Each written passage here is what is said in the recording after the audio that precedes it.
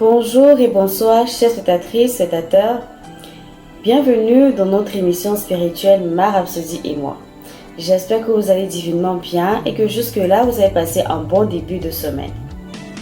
Nous allons commencer notre émission aujourd'hui par l'article du dimanche 11 février 2024 dont le thème est « Toutes choses sont sous vos pieds ». Le verset d'ouverture est tiré de Éphésiens 1, verset 19 à 22 qui nous dit ceci. Je prie pour que vous commenciez à comprendre l'incroyable grandeur de sa puissance pour nous qui croyons en lui. C'est la même puissance qui a ressuscité Christ d'entre les morts et l'a fait asseoir à la place d'honneur à la droite de Dieu dans les royaumes célestes. Il est maintenant bien au-dessus de tout chef, de toute autorité, de tout pouvoir, de tout dirigeant ou de toute autre chose dans ce monde ou dans le monde à venir. Dieu a placé toutes choses sous l'autorité de Christ. Et il lui a donné cette autorité pour le bénéfice de l'Église. Notre homme de Dieu nous dit ceci. Le Seigneur Jésus est placé bien au-dessus de toute domination, de toute autorité, de toute puissance, de toute dignité et de tout nom qui peut se nommer. Non seulement dans le siècle présent, mais encore dans le siècle à venir. C'est extraordinaire. Ensuite, dans la partie finale, il est dit que Dieu a mis tout sous les pieds de Jésus pour le bénéfice de l'Église. Notre homme de Dieu veut que nous ayons conscience que Jésus a autorité sur toutes choses. Jésus a domination et autorité sur toutes choses. Quand on parle de toutes choses, c'est toute situation, toute forme de négativité, tout ce qui peut arriver.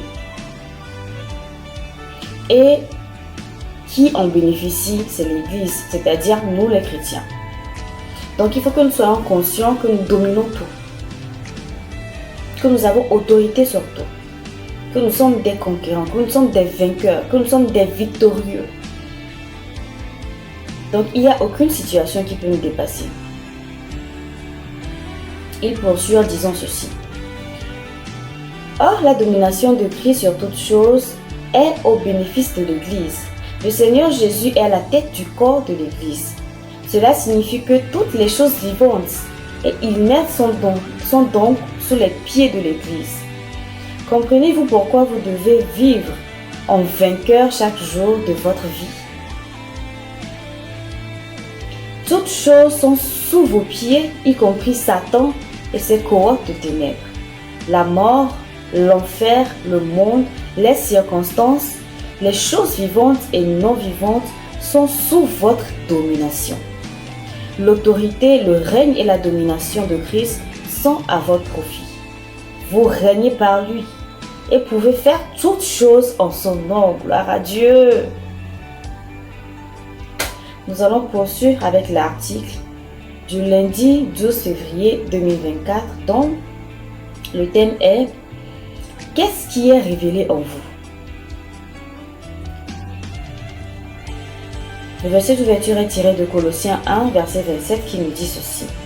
« À qui Dieu a voulu faire connaître quelle est la glorieuse richesse de ce mystère parmi les païens, savoir Christ en vous, l'espérance de la gloire. » Notre homme de Dieu nous dit ceci. En tant que nouvelle création en Christ, vous n'avez qu'une nature, la nature de Christ. Votre esprit humain recréé est fait à l'image et à la ressemblance de Christ. Par conséquent, dans tout ce que vous faites et à tout moment, vivez dans votre nature christique. Il poursuit en disant ceci. Lorsque vous parlez, faites entendre Christ. Laissez son amour émaner et se répandre dans vos paroles et vos actions. Laissez sa richesse et sa justice envahir le cœur de vos auditeurs, alors que vous ne prononcez que des paroles gracieuses et encourageantes. Laissez-le parler à travers vous. Laissez-le voir à travers vos yeux. Laissez-le travailler avec vos mains. Je pense qu'on n'a pas besoin de beaucoup parler. En tant que chrétien, il faut que nous soyons à l'image de Christ. Oui, parce que nous sommes créés à l'image de Dieu. Il faut que dans tout ce que nous faisons, dans tout ce que nous réalisons, dans tout ce qui sort par nos bouches, qu'on puisse voir, qu'on puisse entrevoir Christ. Il faut que nous ayons les qualités, toutes les qualités de Christ, oui.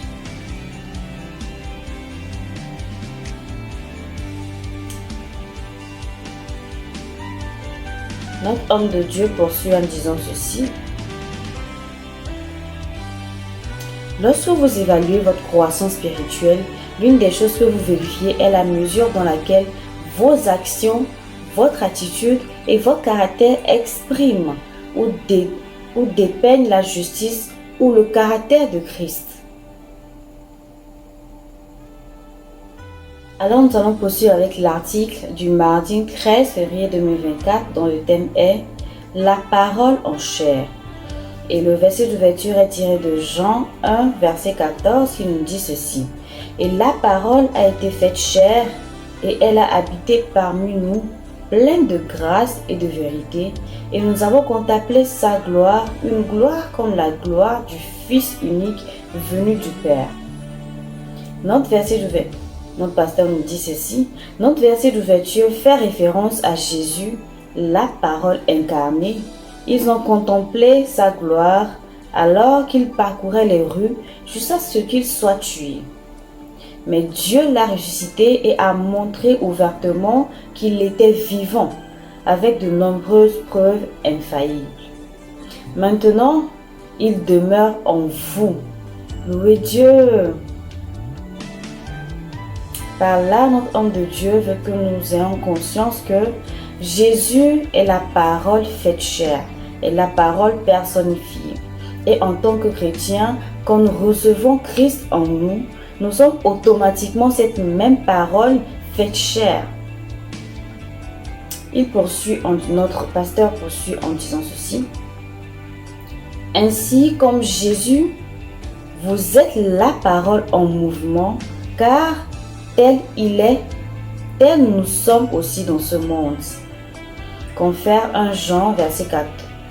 Confère 1 Jean, chapitre 4, verset 17. Vous comprenez maintenant pourquoi nous sommes appelés l'épître de Christ, c'est-à-dire la parole de Christ. Confère 2 Corinthiens 3, verset 1 à 3. Vous êtes la parole en chair. Alléluia! Gloire à Dieu. Nous allons poursuivre avec notre article du mercredi 14 février 2024.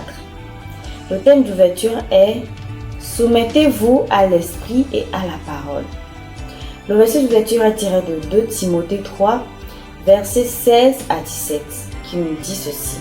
« Toute écriture est inspirée de Dieu et utile pour enseigner, pour convaincre, pour corriger, pour instruire dans la justice, afin que l'homme de Dieu soit accompli et propre à toute bonne œuvre. » Notre homme de Dieu nous dit ceci. Beaucoup de gens désirent être guidés par le Saint-Esprit dans leur vie, mais ils ne savent pas comment se soumettre à lui. Nous soumettons-nous en baissant la tête et en nous engenouillant devant lui. Vous pouvez vous incliner physiquement devant lui en signe de révérence, mais cela ne vous donnera pas la direction et l'orientation que vous désirez. En vous soumettant au Saint-Esprit, vous devez vous soumettre à sa parole. Vous vous donnez à ce qu'il vous dit de faire et vous laissez la parole de Dieu vivre à travers vous. Le Saint-Esprit est l'auteur des Écritures et c'est principalement la parole qui guide. Dieu a dit, « Mon peuple est détruit parce qu'il lui manque la connaissance. » Osée 4, verset 6. Il vous recommande cependant, « Efforce-toi de te présenter devant Dieu comme un homme éprouvé, un ouvrier qui n'a point à rougir, qui dispense droitement la parole de la vérité. » Confère 2 Timothée 2, verset 15. Notre pasteur poursuit en disant ceci: en étudiant la parole, la conduite du Saint-Esprit dans votre vie augmentera, car vous serez capable de reconnaître sa voix. La parole de Dieu et Esprit de Dieu témoignent que Jésus est la parole vivante. Il a dit: vous sondez les Écritures. Ce sont elles qui rendent témoignage de moi. Compare Jean 5, verset 39. Il a également dit: quand sera venu le Consolateur, que je vous enverrai de la part du Père, l'Esprit de vérité qui vient du Père, il rendra témoignage de moi. Compare Jean 15, verset 26. Plus vous laissez la parole de Dieu dominer votre pensée, vos décisions et votre vision de la vie, plus le Saint-Esprit contrôle votre vie et vous conduit de victoire en victoire. Dès maintenant, déclarez que la parole de Dieu a le pouvoir sur votre vie, pour vous conduire, vous contrôler et vous guider dans tout ce que vous faites. Alléluia. Veuillez répéter la prière après moi, s'il vous plaît.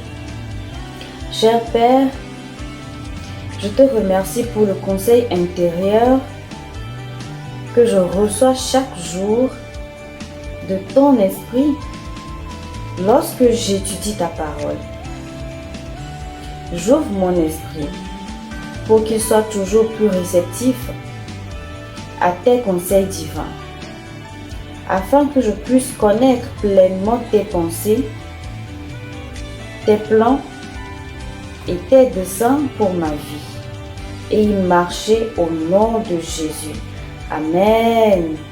Notre homme de Dieu nous conseille de poursuivre ou d'approfondir notre étude en lisant les versets suivants.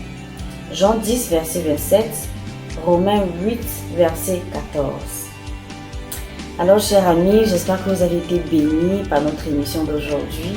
Et ceux qui n'ont pas encore reçu le Saint-Esprit, ceux qui n'ont pas encore reçu Christ, je vais vous inviter à prendre la prière du salut avec moi.